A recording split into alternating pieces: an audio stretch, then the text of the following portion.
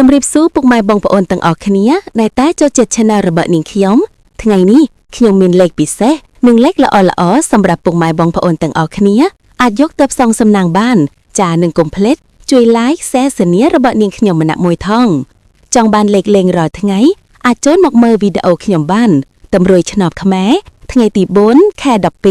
2025មានដូចខាងក្រោមនេះលេខអូខ្ទង់ខ្ញុំឲ្យខ្ទង់80ខ្ទង់00និង60ចំណែកឯលេខរង81 704និង69 3លេខ707និង302ពុកម៉ែបងប្អូនអាចយកទៅលេងបានចាប់ពីម៉ោង8ព្រឹកដល់ម៉ោង6ល្ងាចនិងអាចយកទៅលេងបានគ្រប់ប៉ចាតម្រួយឆ្នោតខ្មែរយើងគឺមានតែប៉ុណ្ណឹងអរគុណពុកម៉ែបងនៅសូមឲ្យម៉ែបងប្អូនហេងទាំងអស់គ្នា